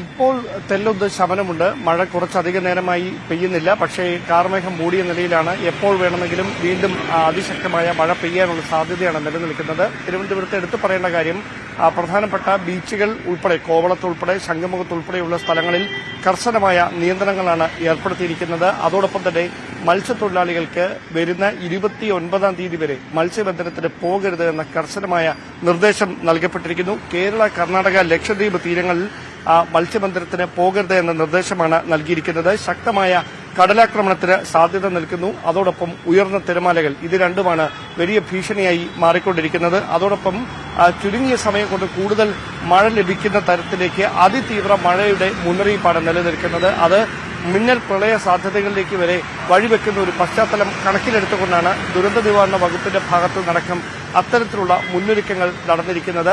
റവന്യൂ വകുപ്പിനെയും മറ്റ് നഗരസഭ ഉൾപ്പെടെയുള്ള ഭരണകൂടങ്ങളുടെയുമൊക്കെ തയ്യാറെടുപ്പിന്റെ അടിസ്ഥാനത്തിൽ ഏതെങ്കിലും തരത്തിലുള്ള അടിയന്തര സാഹചര്യങ്ങൾ ഉണ്ടായാൽ ആളുകളെ മാറ്റിപ്പാർപ്പിക്കുന്നതിന് വേണ്ടിയിട്ടുള്ള തയ്യാറെടുപ്പുകൾ, ക്യാമ്പുകൾ, അതോടൊപ്പം തന്നെ ഇതുമായി ബന്ധപ്പെട്ട കൺട്രോൾ റൂമുകളൊക്കെ കളക്ടറേറ്റ് കേന്ദ്രീകരിച്ച് തുടങ്ങിയിട്ടുമുണ്ട്. യെസ്, അതാണ് തിരുവനന്തപുരത്തെ സാഹചര്യം. ഉയർന്ന തിരമാലകൾക്കും കടലാക്രമണത്തിനുമുള്ള സാധ്യത ഉണ്ട്. കേരള തീരത്ത് ഒന്നാകെ മത്സ്യബന്ധനത്തിനൊക്കെ വിലക്ക് ഏർപ്പെടുത്തിയിരിക്കുന്നു എന്ന റിപ്പോർട്ട് കൂടിയാണ്. ഡാൻ കുര്യൻ പങ്കുവച്ചത്. തിരുവനന്തപുരത്ത് നിന്ന് നേരെ നമുക്ക് കാസർഗോട്ടേക്ക് പോകാം. KV ബൈജു ഉണ്ട് അവിടെ നിന്ന്. Baiju, good morning. എന്താണ് കാസർഗോട്ടെ ഒരു സാഹചര്യം? കാലാവസ്ഥ എങ്ങനെ നിൽക്കുന്നു? ശക്തമായ മഴയല്ലേ?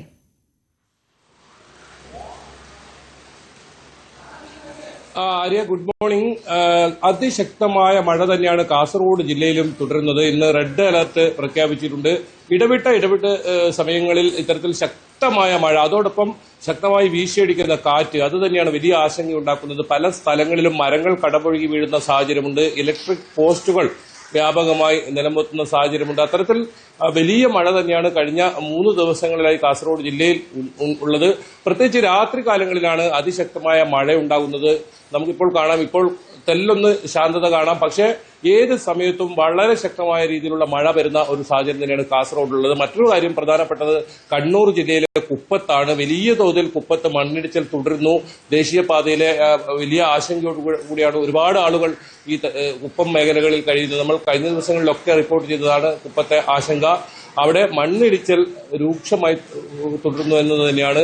എന്തായാലും കാസർഗോഡ് ജില്ലയിൽ ഈ മലയോര മേഖലകളിൽ മണ്ണിടിച്ചിൽ സാധ്യതയുണ്ട്. അതുകൊണ്ട് തന്നെ അതീവ ജാഗ്രത പുലർത്തണമെന്ന് ജില്ലാ ഭരണകൂടം അറിയിക്കുന്നുണ്ട്. ഒപ്പം വിനോദസഞ്ചാര മേഖലകളിൽ എല്ലാം തന്നെ നിയന്ത്രണങ്ങൾ ഏർപ്പെടുത്തിയിട്ടുണ്ട്. പ്രത്യേകിച്ച് തീരപ്രദേശത്തുള്ള ഈ കൈറ്റ് ബീച്ച്, പള്ളിക്കര ബീച്ച് തുടങ്ങിയ പ്രദേശങ്ങളിൽ ശക്തമായ നിയന്ത്രണം തുടരുന്നു. അതോടൊപ്പം തന്നെ റാണിപുരം ടൂറിസം, ഇക്കോ ടൂറിസമാണ്. റാണിപുരം ടൂറിസത്തിലേക്കും യാത്ര ഒഴിവാക്കണമെന്ന ഒരു നിർദ്ദേശം വന്നിട്ടുണ്ട്. അനാവശ്യ യാത്രകൾ ഈ സമയങ്ങളിൽ ഒഴിവാക്കുക. കാരണം പല ഭാഗങ്ങളിലും ഈ മരങ്ങൾ കടപുഴകി വീഴാനുള്ള ഒരു സാധ്യതയുണ്ട്. അത്രത്തോളം ശക്തമായ കാറ്റ് വീശുന്ന ഒരു സാഹചര്യം തന്നെയാണ്. ഏതായാലും ദുരിതാശ്വാസ ക്യാമ്പുകളെല്ലാം സജ്ജമാണ്. പക്ഷെ ഇതുവരെ ആരെയും ദുരിതാശ്വാസ ക്യാമ്പുകളിലേക്ക് മാറ്റിയിട്ടില്ല. ആശ്വാസകരമെന്നത് വലിയ അത്തരത്തിലുള്ള നാശനഷ്ടങ്ങൾ ഉണ്ടായിട്ടില്ല എന്നത് തന്നെയാണ്. ആര്യ, തീർച്ചയായും കാസർഗോട്ടെ സാഹചര്യം അതാണ്. റെഡ് അലേർട്ടാണ്, അതിശക്തമായ മഴ, അതിനൊപ്പം അതിശക്തമായ കാറ്റാണ് കൂടുതൽ ആശങ്ക സൃഷ്ടിക്കുന്നത് എന്നാണ് KV ബൈജു നമുക്ക് പങ്കുവെക്കുന്ന വിവരം. പത്തനംതിട്ടയിലേക്ക് പോകാം. ശശിനാരായണൻ ഉണ്ട്. ശശിനാരായണൻ, എന്താണ് പത്തനംതിട്ടയിലെ ഒരു സാഹചര്യം? റെഡ് അലേർട്ട് ആണല്ലോ അവിടെ.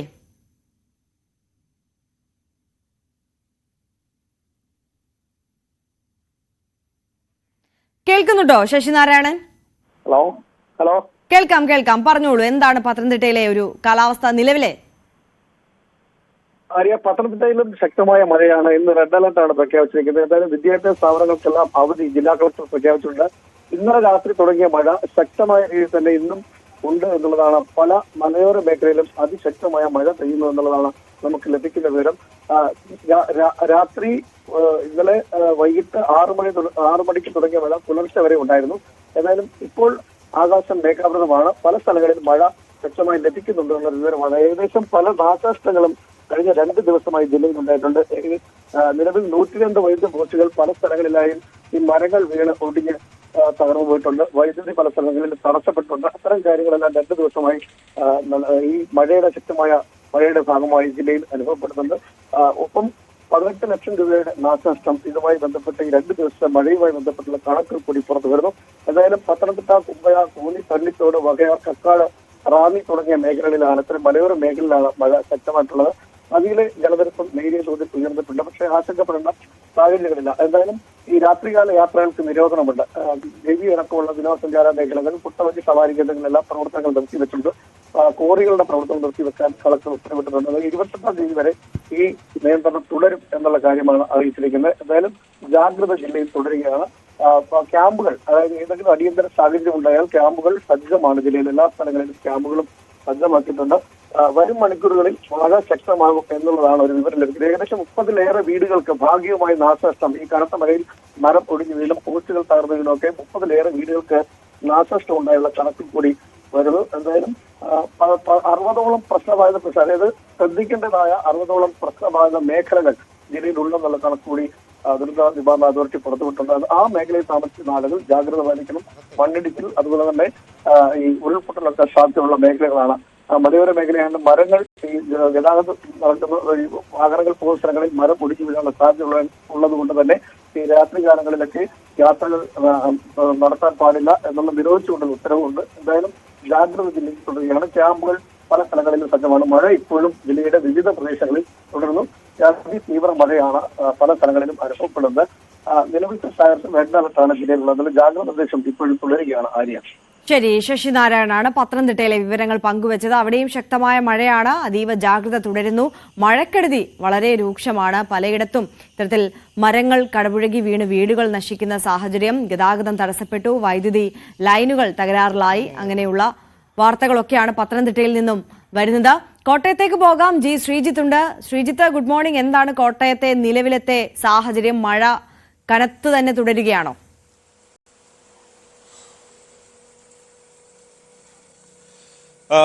മഴ രാത്രി അതിശക്തമായി പെയ്തു. ഇപ്പോൾ ചാറ്റൽ മഴയാണ് കോട്ടയം നഗരത്തിലുള്ളത്. പക്ഷേ ജില്ലയുടെ പല ഭാഗത്തും ഇപ്പോഴും മഴ തുടരുന്നു എന്ന വിവരം തന്നെയാണ് നമുക്ക് ലഭിക്കുന്നത്. പ്രത്യേകിച്ച് മലയോര മേഖലയിൽ മഴയുണ്ട് എന്നുള്ളതാണ്. അതിനനുസരിച്ച് നദികളിലും ജലനിരപ്പ് ഉയരുന്നുണ്ട്. മീനച്ചിലാറ്റിലും മണിമലയാറ്റിലും ജലനിരപ്പ് ഉയർന്നു വരുന്ന ഒരു സാഹചര്യം തന്നെയാണുള്ളത്. പക്ഷേ ഒരു അപകട നിലയിലേക്ക് എത്തിയതായിട്ടുള്ള വിവരം ഇതുവരെയും ജില്ലാ ഭരണകൂടം നൽകുന്നില്ല. ഇന്നലെ ഏറ്റവും ഒടുവിൽ രാത്രി നൽകുന്ന വിവരം അനുസരിച്ചും ദുരിതാശ്വാസ ക്യാമ്പുകളൊന്നും തന്നെ തുറക്കേണ്ടി വരുന്ന സാഹചര്യത്തിലേക്ക് എത്തിയിട്ടില്ല. പക്ഷേ ഇന്നാണ് റെഡ് അലർട്ട് ഉള്ളത്. ഈ കഴിഞ്ഞ രാത്രി മുതലാണ് കൂടുതൽ അതിശക്തമായ മഴ പെയ്യുമെന്ന പ്രവചനവും മറ്റും ഉണ്ടായിരുന്നത്. ഒരു കാര്യമുള്ളത്, അതിശക്തമായ മഴ പലപ്പോഴും പെയ്യുന്നുണ്ട്. പക്ഷെ വളരെ പെട്ടെന്ന് തന്നെ മഴ മാറുന്നു, വീണ്ടും മഴ പെയ്യുന്നു. അങ്ങനെയാണ്. അല്ലാതെ മണിക്കൂറുകൾ നീണ്ടു നിൽക്കുന്ന അല്ലെങ്കിൽ കൂടുതൽ സമയം നീണ്ടു നിൽക്കുന്ന ഒരു ശക്തമായ മഴയിലേക്ക് പലപ്പോഴും പോകുന്നില്ല എന്നുള്ളതാണ്. പക്ഷേ ഈ കിഴക്കൻ മേഖലയുടെ സാഹചര്യം, അതായത് മലയോര മേഖലയുടെ സാഹചര്യം കുറച്ചുകൂടി വ്യത്യസ്തമാണ് എന്നാണ് മനസ്സിലാക്കാൻ സാധിക്കുന്നത്. നാശനഷ്ടങ്ങൾ സംബന്ധിച്ചിട്ടുള്ള വിവരങ്ങൾ ഇന്നത്തേത് ഇതുവരെയും വന്നിട്ടില്ല. കാര്യമായ എവിടെയും വെള്ളം കയറുകയോ അങ്ങനെ ഗതാഗതം തടസ്സപ്പെടുകയോ ചെയ്യുന്ന നിലയിലേക്കൊന്നും തന്നെ കാര്യങ്ങൾ എത്തിയിട്ടില്ല. എന്തായാലും റെഡ് അലർട്ട് ആയതിനാൽ തന്നെ ഇന്ന് മുഴുവൻ വിദ്യാഭ്യാസ സ്ഥാപനങ്ങൾക്കും അവധിയാണ്. അതേസമയം തന്നെ ഈ മുൻകൂട്ടി നിശ്ചയിച്ച പരീക്ഷകൾക്ക് മാറ്റമില്ല. ഈ അവധി കാലമായതുകൊണ്ട് തന്നെ താൽക്കാലികമായി നടത്തുന്ന അവധിക്കാല ക്ലാസുകൾ ഉൾപ്പെടെ ഇന്ന് ഉണ്ടാകില്ല എന്നാണ് ജില്ലാ ഭരണകൂടം അറിയിച്ചിരിക്കുന്നത്. അങ്ങനെയാണ് അവധി ബാധകമാക്കിയിരിക്കുന്നത്. എന്തായാലും ഒരു ആശങ്കയുള്ളത് പ്രധാനമായും മലയോര മേഖലയിലാണ്. ഉരുൾപൊട്ടൽ ഭീതി ഒക്കെയുള്ള സ്ഥലങ്ങൾ കോട്ടയം ജില്ലയുടെ കിഴക്ക് മേഖലയിൽ പലയിടത്തുമുണ്ട്. ആ ഒരു ജാഗ്രതയോടുകൂടി തന്നെ ജില്ലാ ഭരണകൂടം തുടരുകയാണ്. തീർച്ചയായും അതാണ് കോട്ടയത്തെ സാഹചര്യം. മലയോര മേഖലകളിലാണ് അതീവ ജാഗ്രത പുലർത്തേണ്ടത് എന്നുള്ള മുന്നറിയിപ്പാണ് നമുക്ക് മുന്നിലുള്ളത്. നെയ്യാറ്റിൻകരയിൽ നിന്ന് അരുൺ മോഹൻ കൂടി നമുക്കൊപ്പം ചേരുകയാണ്. Arun Mohan, good morning. എന്താണ് ഗ്രാമപ്രദേശങ്ങളിലൊക്കെയുള്ള ഒരു സാഹചര്യം? താഴ്ന്ന പ്രദേശങ്ങളൊക്കെ വെള്ളത്തിനടിയിലാകുന്ന സാഹചര്യമുണ്ടോ? Arya, very good morning. രാവിലെ ഒരു മഴ പ്രഭാതം തന്നെയാണ് ഇവിടെയും നമുക്കുള്ളത്. ഇന്നലെ രാത്രി മുതൽ മഴ ശക്തമായിരുന്നു. ഒരു വൈകിട്ട് 7 മണി മുതൽ ഇടവിട്ടുള്ള മഴ രാത്രിയോട് ശക്തമാകുന്ന കാഴ്ചയായിരുന്നു മലയോര മേഖലയിൽ നമുക്ക് കാണാൻ കഴിഞ്ഞത്. ഈ പറയുന്ന വൃഷ്ടിപ്രദേശങ്ങളിൽ മഴ പെയ്ത സാഹചര്യത്തിൽ നെയ്യാറിലുൾപ്പെടെയുള്ള ജലനിരപ്പ് ഉയർന്നിട്ടുണ്ട്. ഒപ്പം താഴ്ന്ന പ്രദേശങ്ങളിൽ പലയിടത്തും വെള്ളം കയറിയ ഒരു അവസ്ഥ തന്നെയാണ് ആര്യ നമുക്കിപ്പോൾ കാണാൻ കഴിയുന്നത്. പല കൃഷിയിടങ്ങളിലും വെള്ളം കയറിയ ഒരു അവസ്ഥയുണ്ട് താഴ്ന്ന പ്രദേശങ്ങളിൽ. കഴിഞ്ഞ ദിവസങ്ങളിൽ ഉൾപ്പെടെ പെയ്ത മഴയും കാറ്റും വളരെ ദുരിതം തന്നെയാണ് സൃഷ്ടിച്ചത്. ഇന്നലെയും ശക്തമായ കാറ്റ് പലയിടങ്ങളിലും രാത്രി അടിച്ചു. അത് വൈദ്യുത ബന്ധത്തെ താറുമാറാക്കിയിട്ടുണ്ട്. പലയിടങ്ങളിലും ഇപ്പോഴും വൈദ്യുത ബന്ധം പുനഃസ്ഥാപിക്കാൻ കഴിഞ്ഞില്ല. 2 ദിവസമായി വൈദ്യുതി ഇല്ലാത്ത മാരായമുട്ടം പ്രദേശത്ത് ഇന്നലെ നാട്ടുകാർ വൈദ്യുതി ഓഫീസിലേക്ക് പ്രതിഷേധം ഉൾപ്പെടെ നടത്തിയ സാഹചര്യം ഉണ്ടായിരുന്നു. കാരണം പലയിടങ്ങളിലും മരങ്ങൾ ഒടിഞ്ഞു കിടക്കുന്ന അവസ്ഥ പുനഃസ്ഥാപിക്കാൻ കഴിയാത്തത് തന്നെയാണ് ഇതിന് കാരണമെന്നുള്ളതാണ് വൈദ്യുതി വകുപ്പിന്റെയും. ഇന്നും ഇത് തന്നെയാണ്. പലയിടത്തും കറണ്ട് ഇല്ലാത്ത ഒരു സാഹചര്യമുണ്ട്. അതേസമയം പൂവാർ, പൊഴിയൂർ, തെക്കേ കൊല്ലംകോട് തുടങ്ങിയ പ്രദേശങ്ങളിലുള്ള തീരങ്ങളിലും കടൽ പ്രക്ഷുബ്ധമായ ഒരു അവസ്ഥയാണ്. മീൻപിടുത്തക്കാർ ഉൾപ്പെടെയുള്ളവർ ജാഗ്രതാ നിർദ്ദേശം നൽകിയിട്ടുണ്ടായ. എന്തായാലും മഴ ഉണ്ട്. ഇപ്പോൾ മഴയ്ക്ക് ശമനമുണ്ടെങ്കിലും മൂടിക്കെട്ടിയ അന്തരീക്ഷമാണ്. മഴ പെയ്യുന്ന അവസ്ഥയാണ്. മഴ തുടരും എന്ന് തന്നെയാണ് നമുക്കിപ്പോഴും പങ്കുവയ്ക്കാനുള്ളത്. ആര്യ, ഓക്കെ. അരുൺ മോഹൻ കൂടിയാണ് നമുക്കൊപ്പം ചേർന്നത്. കനത്ത മഴയിൽ പാലക്കാട് കുളപ്പുള്ളി പാതയിൽ ഒറ്റപ്പാലം കിഴക്കേത്തോട് പാലത്തിൽ മണ്ണിടിച്ചിൽ. ഇതേ തുടർന്ന് ഒറ്റപ്പാലത്ത് ഗതാഗത നിയന്ത്രണം ഏർപ്പെടുത്തിയിട്ടുണ്ട്. ഒറ്റപ്പാലത്ത് നിന്ന് പാലപ്പുറം ഭാഗത്തേക്ക് പോകുമ്പോൾ പാലത്തിന്റെ ഇടതുഭാഗത്താണ് മണ്ണിടിച്ചിൽ ഉണ്ടായത്. മണ്ണ് പൂർണ്ണമായും ഇടിഞ്ഞ് റോഡിന് തകരാർ സംഭവിക്കാതിരിക്കാനുള്ള താൽക്കാലിക സംവിധാനങ്ങൾ ഏർപ്പെടുത്തിയിട്ടുണ്ട്. ഒറ്റപ്പാലം സബ് കളക്ടർ ഉൾപ്പെടുന്ന റവന്യൂ സംഘം സ്ഥിതിഗതികൾ വിലയിരുത്തി.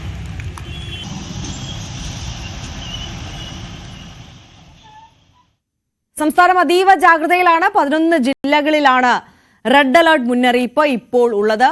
ബാക്കി 3 ജില്ലകളിൽ ഓറഞ്ച് അലർട്ട് മുന്നറിയിപ്പും നൽകിയിട്ടുണ്ട്. എന്തായാലും മഴക്കെടുതിയും രൂക്ഷമാണ്. സംസ്ഥാനത്ത് ഇതുവരെ 7 മരണമാണ് മഴക്കെടുതിയുമായി ബന്ധപ്പെട്ട് റിപ്പോർട്ടും ചെയ്തിട്ടുള്ളത്. നമുക്ക് മറ്റു വാർത്തകൾ കൂടി നോക്കണം ഇടവേളയ്ക്ക് ശേഷം.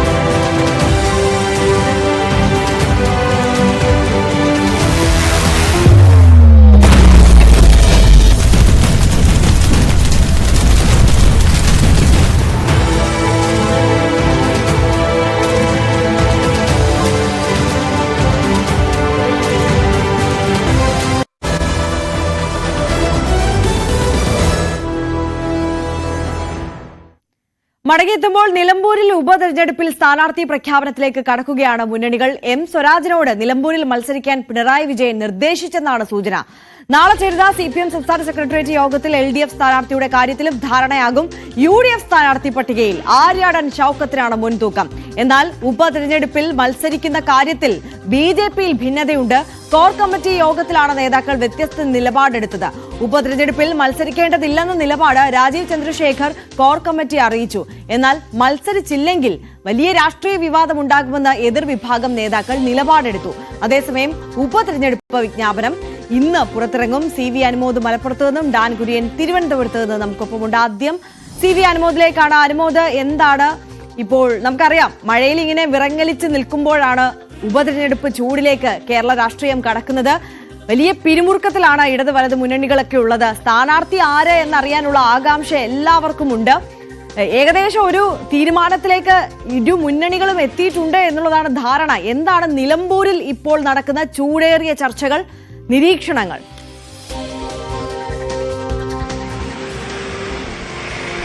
Good morning Arya. നിലമ്പൂരിലെ ചർച്ചകൾ പ്രധാനമായിട്ടും UDFിലെ സ്ഥാനാർത്ഥി ആരാ എന്നതിലാണ് ഇന്ന് കേന്ദ്രീകരിക്കുന്നത്. UDFിലെ സ്ഥാനാർത്ഥി ആരാണെന്ന് പ്രഖ്യാപിക്കുന്നതോടെ നിലമ്പൂരിലെ ചിത്രം കൂടുതൽ തെളിയും. ആര്യടൻ ഷൌക്കത്തിൻ്റെ പേര് വലിയ സാധ്യതയിൽ തന്നെ കാണുന്നു. ആര്യടൻ ഷൌക്കത്തിൻ്റെ ഒരു മേൽക്കൈ ഈ ഒരു ചർച്ചകളിൽ വന്നിട്ടുണ്ട്. അതുകൊണ്ട് തന്നെ ആര്യടൻ ഷൌക്കത്തിൽ തന്നെയാകാം UDFിലെ സ്ഥാനാർത്ഥി എന്ന വിലയിരുത്തലാണ് പൊതുവെ ഉള്ളത്. അതോടൊപ്പം തന്നെ ഇടതുപക്ഷത്തിൻ്റെ ഭാഗത്തു നിന്ന് അപ്രതീക്ഷിതമായ ഒരു നീക്കമായി എം സ്വരാജിനെ മത്സരിപ്പിക്കാനുള്ള ശ്രമങ്ങൾ നടക്കുന്നു. മുഖ്യമന്ത്രി ഈ നിലമ്പൂരിലെ പോര് ഉപതെരഞ്ഞെടുപ്പ് ഒരു അഭിമാന പോരാട്ടമായിട്ട് തന്നെയാണ് കാണുന്നത്. എന്ത് വില കൊടുത്തും ജയിക്കേണ്ട ഒരു തെരഞ്ഞെടുപ്പായതിനാൽ എം സ്വരാജ് മത്സരിക്കണമെന്നൊരു അഭിപ്രായം മുഖ്യമന്ത്രി നേരിട്ട് മുന്നോട്ട് വയ്ക്കുന്ന ഒരു സാഹചര്യം. അത് എം സ്വരാജിൻ്റെ തീരുമാനം. നേരത്തെ തനിക്ക് തെരഞ്ഞെടുപ്പിൻ്റെ ചുമതല മാത്രമേ ഉള്ളൂ, മികച്ചൊരു സ്ഥാനാർത്ഥി വരുമെന്നായിരുന്നു അദ്ദേഹം വ്യക്തമാക്കിയിരുന്നെങ്കിൽ ഇപ്പോൾ ഇതിൽ എന്ത് തീരുമാനമെടുക്കുമെന്നുള്ളതാണ് അറിയേണ്ടത്. എം സ്വരാജ് മത്സരിക്കുക, അതിൽ സ്വാഭാവികമായിട്ടും ഇടതുപക്ഷത്തിന് അവിടെ വലിയ തോതിൽ തന്നെ പ്രചരണത്തിൽ ഒരു ആത്മവിശ്വാസം കൈവരും. സംസ്ഥാന നേതാവ്, നിലമ്പൂർ സ്വദേശി, ഏറെ മികച്ച വാഗ്മിയായിട്ടുള്ള പ്രഭാഷകനായിട്ടുള്ള അണികളെ ആവേശത്തിലാക്കുന്ന പ്രസംഗങ്ങൾ എപ്പോഴും നടത്തുന്ന, എതിരാളികളെ നിശിതമായി വിമർശിക്കുന്ന എം സ്വരാജിന്റെ സാന്നിധ്യം PV അൻവറിനെ പോലെയുള്ളവർ അൻവറിന്റെ പ്രചാരണങ്ങൾക്കും അത്തരത്തിലുള്ള അദ്ദേഹത്തിന്റെ വിമർശനങ്ങൾക്കൊക്കെ മികച്ച ഒരു മറുപടിയാകുമെന്നും വിലയിരുത്തലുണ്ട്. അതുകൊണ്ട് എം സ്വരാജ് ചിത്രത്തിലേക്ക് വരുന്നതോടെ സാഹചര്യങ്ങളിൽ ഇടതുപക്ഷത്തിന് വലിയ ആത്മവിശ്വാസം ഉണ്ടാക്കുന്നത്, ക്യാമ്പിൽ വലിയ ആത്മവിശ്വാസം ഉണ്ടാക്കുന്ന സാഹചര്യമായിരിക്കും ഉണ്ടാവുക.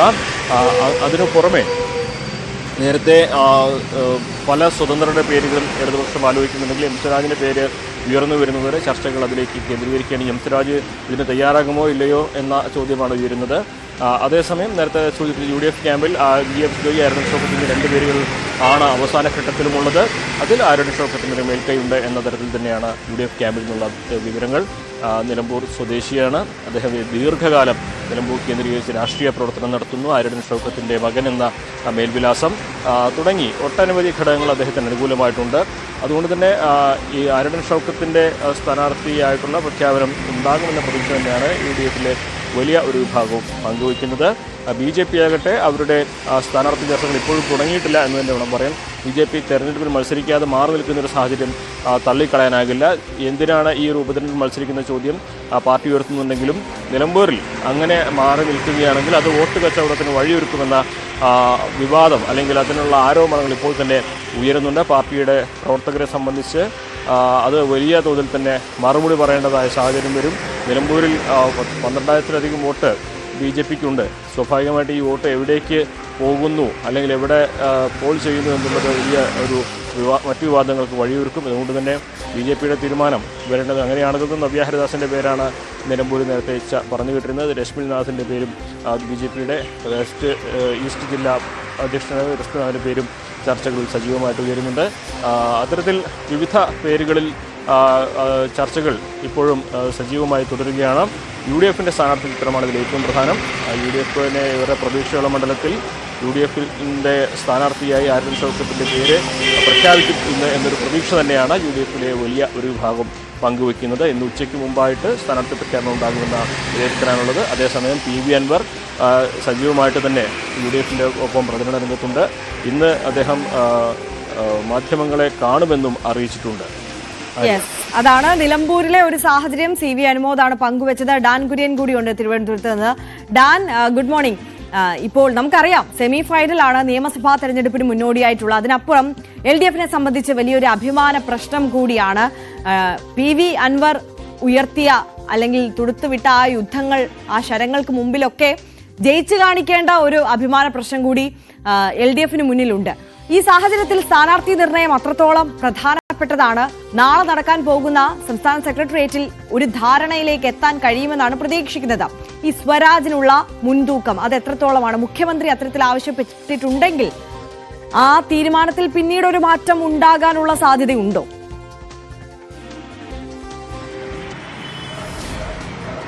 ഇടത് വലത് മുന്നണികൾ തമ്മിൽ നടക്കാനിരിക്കുന്ന ഒരു പോരാട്ടം എന്നതിനപ്പുറത്തേക്ക് മുഖ്യമന്ത്രി പിണറായി വിജയനും PV അൻവറും തമ്മിലുള്ള ഒരു നേർക്കുനേർ ഏറ്റുമുട്ടലായി നിലമ്പൂർ ഉപതെരഞ്ഞെടുപ്പ് മാറും എന്നാണ് രാഷ്ട്രീയ കേന്ദ്രങ്ങൾ വിലയിരുത്തുന്നത്. കാരണം നിലമ്പൂരിൽ സിറ്റിംഗ് സീറ്റായ നിലമ്പൂർ സീറ്റ് കൈവിടുന്ന ഒരു സാഹചര്യം ഉപതെരഞ്ഞെടുപ്പിൽ ഇടതുപക്ഷത്തിനുണ്ടായാൽ അവിടെ തോൽക്കുന്നത് UDFിനോടായിരിക്കത്തില്ല, PV അൻവറിനോടായിരിക്കും. അൻവറിന്റെ മുമ്പിൽ മുട്ടുമടക്കുന്ന ഒരു സാഹചര്യമുണ്ടായാൽ അൻവർ ഉയർത്തിയ ആരോപണങ്ങളിൽ കഴമ്പുണ്ട് എന്ന തരത്തിലുള്ള വലിയ പ്രചാരണങ്ങൾ നിയമസഭാ തെരഞ്ഞെടുപ്പ് വരെ ഉയർന്നു കേൾക്കുന്ന സാഹചര്യമുണ്ടാകും. ഇത് ഒഴിവാക്കുന്നതിനു വേണ്ടിയാണ് LDFിന് ഏത് വിധേനയും വിജയത്തിൽ കുറഞ്ഞതൊന്നും ആ നിലമ്പൂരിൽ നിന്ന് LDF പ്രതീക്ഷിക്കുന്നില്ല. അതുകൊണ്ട് തന്നെയാണ് അവിടുത്തെ സ്ഥാനാർത്ഥി നിർണയം ഉൾപ്പെടെ അത്ര കണ്ട് പ്രാധാന്യമുള്ളതായി മാറുന്നതും. എന്തായാലും ആരോൺ ഷൗക്കത്ത് ഇടഞ്ഞു നിൽക്കുന്ന ഒരു സാഹചര്യമുണ്ടായാൽ ഷൗക്കത്തിനെ തന്നെ ഇടത് പാളയത്തിലേക്ക് എത്തിക്കുക എന്നൊരു രാഷ്ട്രീയ നീക്കം, അത്തരത്തിലുള്ള കൂടിയാലോചനകളൊക്കെ ആദ്യഘട്ടത്തിൽ ഇടത് കേന്ദ്രങ്ങൾ നടത്തിയിരുന്നു. പക്ഷേ പിന്നീട് അങ്ങോട്ട് പരിഗണനാ പട്ടികയിലേക്ക് അപകടം മണത്ത UDF കേന്ദ്രങ്ങൾ പരിഗണനാ പട്ടികയിൽ ആരോൺ ഷൗക്കത്തിന് തന്നെ മുൻതൂക്കം നൽകുന്ന ഒരു സാഹചര്യം ഉണ്ടായതോടെയാണ് ചർച്ചകൾ വീണ്ടും മറ്റ് പേരുകളിലേക്ക് വഴിമാറിയത്. അതാണ് ഒടുവിൽ നിലമ്പൂരിൽ നിന്ന് തന്നെയുള്ള M സ്വരാജിൽ എത്തി നിൽക്കുന്നത്. എന്തായാലും സ്വരാജ് മത്സരിക്കണമെന്ന കാര്യത്തിൽ പാർട്ടിക്കകത്ത് രണ്ടഭിപ്രായമില്ല. പാർട്ടി ഒറ്റക്കെട്ടായി സ്വരാജ് മത്സരിക്കണമെന്നൊരു നിലപാടിൽ തന്നെയാണ്. പക്ഷേ സ്വരാജ് വ്യക്തിപരമായി ഈ ഘട്ടത്തിൽ മത്സരിക്കുന്നതിന് അത്ര കണ്ട് താല്പര്യം പ്രകടിപ്പിച്ചിട്ടില്ല എന്ന തരത്തിലുള്ള സൂചനകളായിരുന്നു പുറത്തു വന്നുകൊണ്ടിരുന്നത്. ഇപ്പോൾ മുഖ്യമന്ത്രി തന്നെ ഇങ്ങനെയൊരു നിർദ്ദേശം എം സ്വരാജിനോട് ആവശ്യപ്പെട്ട പശ്ചാത്തലത്തിൽ അത് നിരസിക്കാനുള്ള സാധ്യത വളരെ കുറവാണ്. എന്തായാലും നാളെ ചേരുന്ന സംസ്ഥാന സെക്രട്ടേറിയറ്റ് യോഗം ഇക്കാര്യത്തിൽ അന്തിമമായ ഒരു തീരുമാനമെടുക്കും. അങ്ങനെ എം സ്വരാജ് ഇടതുപക്ഷത്തിനു വേണ്ടി കളത്തിലേക്ക് ഇറങ്ങുന്ന ഒരു സാഹചര്യമുണ്ടായാൽ അക്ഷരാർത്ഥത്തിൽ തീപാർന്ന ഒരു പോരാട്ടമായി നിലമ്പൂരിലേത് മാറും എന്ന കാര്യത്തിൽ യാതൊരു സംശയവും വേണ്ട. അവിടെ UDF ക്യാമ്പിൽ നിന്ന് ആര്യടൻ ഷൗക്കത്തിന് തന്നെ ആയിരിക്കുമോ നറുക്ക് വീഴുന്നത്, അതോ മറ്റേതെങ്കിലും പേര് പരിഗണിക്കുമോ എന്നതുൾപ്പെടെയുള്ള കാര്യങ്ങളിൽ ഇന്ന് വൈകുന്നേരത്തിനകത്ത് തീരുമാനമുണ്ടാകും. ഉച്ചയ്ക്കോ വൈകുന്നേരമോ UDF സ്ഥാനാർത്ഥിയെ പ്രഖ്യാപിക്കുമെന്നാണ് ഏറ്റവും ഒടുവിൽ പുറത്തുവരുന്ന വിവരങ്ങൾ. തീർച്ചയായും എം സ്വരാജ്, ആര്യാടൻ ഷൗക്കത്ത് ഈ രണ്ട് പേരുകളിലേക്ക് ഇടത് വലത് മുന്നണികൾ എത്തുന്നു എന്നുള്ളതാണ് നമുക്ക് ലഭ്യമാകുന്ന സൂചനകൾ. എന്തായാലും നിലമ്പൂരിലെ സ്ഥാനാർത്ഥിയെ മണിക്കൂറുകൾക്കുള്ളിൽ അറിയാമെന്ന് KPCC working president AP Anilkumar പറഞ്ഞു. സ്ഥാനാർത്ഥി പ്രഖ്യാപനത്തിൽ PV അൻവറിന്റെ ഒരു സമ്മർദ്ദവും കോൺഗ്രസിനില്ല. പൊട്ടിത്തെറിയോ വിമത നീക്കമോ നിലമ്പൂരിൽ ഉണ്ടാകില്ലെന്നും കോൺഗ്രസിൽ നിന്ന് ആരെയും CPM-ന് ലഭിക്കില്ലെന്നും AP അനിൽകുമാർ ന്യൂസ് 18നോട് പറഞ്ഞു. നിലമ്പൂരിൽ ഉപതെരഞ്ഞെടുപ്പ് പ്രഖ്യാപിച്ചതോടെ എല്ലാവരും കാത്തിരിക്കുന്നത് കോൺഗ്രസിന്റെ UDF-ന്റെ സ്ഥാനാർത്ഥി ആരാണ് എന്നറിയാനാണ്. നമ്മോടൊപ്പം ചേരുന്നത് UDF-ന്റെ തെരഞ്ഞെടുപ്പ് ചുമതലയുള്ള KPCC വർക്കിംഗ് പ്രസിഡന്റായ AP അനിൽകുമാറാണ്. ആരാണ് UDF-ന്റെ സ്ഥാനാർത്ഥി എന്ന ചോദ്യം മാത്രമാണ് എല്ലായിടത്തും ഉയരുന്നത്. അതിനുശേഷം ബാക്കി എല്ലാ കാര്യങ്ങളിലും മറ്റ് പാർട്ടികൾ പോലും തീരുമാനിക്കുമെന്നൊക്കെയാണ് പറഞ്ഞു കേൾക്കുന്നത്. ഏതാനും മണിക്കൂറുകൾ കൊണ്ട് ആരാണ് സ്ഥാനാർത്ഥി എന്നുള്ള തീരുമാനമാവും. ഞങ്ങളെ സംബന്ധിച്ചിടത്തോളം ഏറ്റവും പ്രഗത്ഭരായ രണ്ട് സ്ഥാനാർത്ഥികൾ, ഞങ്ങളുടെ DCC president Shri VS Joy, അതുപോലെ തന്നെ KPCC general secretary Shri Aryadan Shoukath, രണ്ടുപേരും ഞങ്ങളുടെ ഏറ്റവും പ്രഗത്ഭരായ സ്ഥാനാർത്ഥികളാണ്. അപ്പോൾ സ്ഥാനാർത്ഥി പരിഗണനയിലുള്ളവരാണ്. അപ്പോൾ അതുകൊണ്ട് തന്നെ അതിൽ നമുക്ക് മറ്റ് സാഹചര്യങ്ങളെല്ലാം കൂടി പരിഗണിച്ച് വേണം നേതൃത്വത്തിനൊരു തീരുമാനമെടുക്കാൻ. ആ തീരുമാനം മണിക്കൂറുകൾക്കകം ഉണ്ടാവും. അതോടെ തന്നെ പ്രഖ്യാപനവും വരും. പാലക്കാട് പോലെ ഒരു പൊട്ടിത്തെറിയോ വിമതൻ വരുന്ന സാഹചര്യം എന്തെങ്കിലും ഉണ്ടാകുമോ? പാർട്ടി രണ്ടുപേരും ഒരേപോലെ പാർട്ടിയുടെ സ്ഥാനാർത്ഥി ഹൈക്കമാൻഡ് ആരെ തീരുമാനിച്ചു കഴിഞ്ഞാലും അത് അംഗീകരിക്കും എന്ന് പറഞ്ഞു കഴിഞ്ഞിരിക്കുകയാണ്. രണ്ടുപേരും പാർട്ടിയുടെ സീനിയർ ലീഡേഴ്സാണ്. പാലക്കാട്ടെ സ്ഥിതി അതായിരുന്നില്ല. അപ്പോൾ ഇവിടെ രണ്ടുപേരും പാർട്ടിയെ നയിക്കുന്ന ആളുകളാണ്. ഒരാൾ DC ജില്ലാ കോൺഗ്രസ് കമ്മിറ്റി നയിക്കുന്ന ആളാണ്, ഒരാൾ KPCCയുടെ ജനറൽ സെക്രട്ടറിയാണ്. അപ്പോൾ അതുകൊണ്ട് അത്തരത്തിലുള്ള യാതൊരു രീതിയിലുള്ള പാർട്ടിയുടെ തീരുമാനം അംഗീകരിക്കുക എന്നതിനപ്പുറത്ത് മറ്റൊന്നും ആരും പ്രതീക്ഷിക്കേണ്ട. നിലമ്പൂരിൽ ഒരുപാട് നേതാക്കളുടെ ബാഹുല്യമാണ് നിലമ്പൂർ. അതാണോ ഈ പാർട്ടിയെ സംബന്ധിച്ച് ഇവിടെ സ്ഥാനാർത്ഥി തീരുമാനിക്കുന്നതിൽ ഒരു തലവേദന ഉണ്ടാക്കുന്നത്? അതൊരു തലവേദന ഇല്ല അതിനകത്ത്. രണ്ടുപേരും ഒരേ സ്ഥലത്തു നിന്നാണ്. രണ്ടുപേരും ഹോം കോൺസ്റ്റിറ്റ്യുവൻസി നിലമ്പൂരാണ്. രണ്ടുപേരും പ്രധാനപ്പെട്ട സ്ഥാനങ്ങളിൽ ഇരിക്കുന്നവരാണ്. അപ്പോൾ രണ്ടുപേർക്ക് അവരെ അതിനകത്ത് പേര് പരിഗണിക്കപ്പെടുന്നതിൽ യാതൊരു തെറ്റുമില്ലല്ലോ. മറ്റാരെയോ അല്ലല്ലോ, ആ മണ്ഡലത്തിലുള്ള ആളുകളാണ്. അപ്പോൾ അതുകൊണ്ട് രണ്ടും പരിശോധിച്ച് ആവശ്യമായ തീരുമാനം നേതൃത്വം എടുക്കും. PV അൻവർ ഏതെങ്കിലും തരത്തിൽ സമ്മർദ്ദം ചെലുത്തുന്നുണ്ടോ? PV അൻവറിന്റെ ഒരു സ്വാധീനവും സമ്മർദ്ദവും കോൺഗ്രസ് പാർട്ടിയുടെ സ്ഥാനാർത്ഥിയെ നിർണ്ണയിക്കുന്നതില്ല. അത് കോൺഗ്രസ് തീരുമാനിക്കേണ്ട കാര്യമാണ്, UDF തീരുമാനിക്കേണ്ട കാര്യമാണ്. അപ്പോൾ അതുകൊണ്ട് അതിനകത്ത് യാതൊരു സമ്മർദ്ദവും അൻവറിന്റെ ഭാഗത്തുനിന്നില്ല.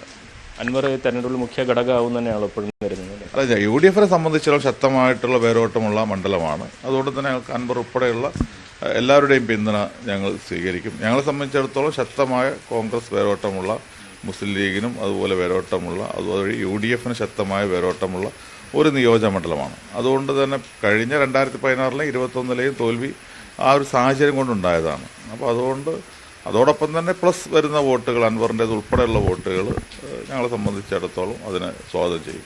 കഴിഞ്ഞ 2 തവണയും കോൺഗ്രസിലെ വോട്ടുകൾ ചോർന്നതാണ് അവിടെ മണ്ഡലത്തിൽ തോൽവിക്ക് വഴിയൊരുക്കിയതെന്നാണ് റിപ്പോർട്ടുകൾ ഉണ്ടായിരുന്നത്. ഇത്തവണ അങ്ങനെ ഒരു സാഹചര്യം ഉണ്ടാവില്ല എന്ന് ഉറപ്പാണ്. കഴിഞ്ഞ 2 തവണ അതുമാത്രമല്ല, പല ഘടകങ്ങളുണ്ട്. അങ്ങനെ കോൺഗ്രസിൻ്റെ വോട്ടുകൾ ചോർന്നു എന്ന ഒരു ഫൈൻഡിങ്സ് ഞങ്ങൾക്ക് ഒന്നുമില്ല.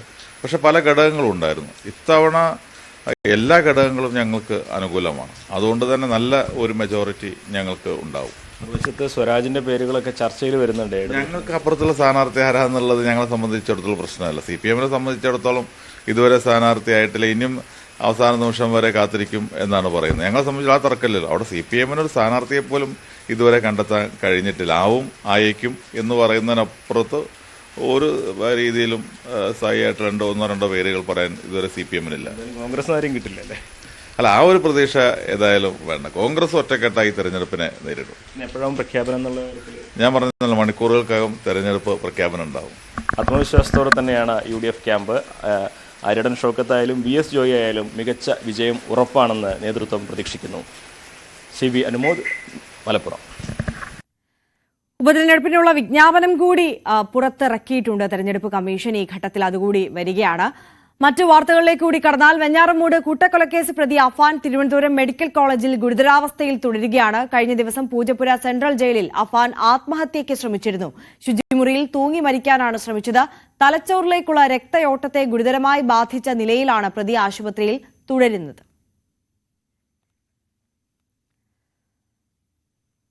അപ്പോൾ നമുക്കിനി ഇന്ന് ആരൊക്കെയാണ് സ്പെഷ്യൽ ഡേ ആഘോഷിക്കുന്നത് എന്ന് നോക്കാം. ന്യൂസ് 18നോടൊപ്പം ഞങ്ങളുടെ സഹപ്രവർത്തക നിത്യ P നായരുടെയും നന്ദകുമാറിന്റെയും മകൾ ഋതിക നന്ദകുമാറിന്റെ പിറന്നാളാണിന്ന്. 5ാം ജന്മദിനമാണ്. അപ്പോൾ ഋതിക മോൾക്ക് എല്ലാവിധ ആശംസകളും അറിയിക്കുകയാണ് ന്യൂസ് 18 കുടുംബത്തിന്റെ. എ വെരി ഹാപ്പി ബർത്ത്ഡേ മോളെ.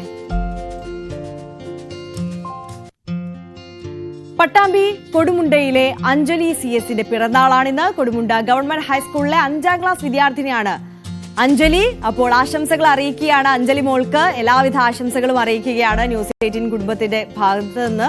A very happy birthday.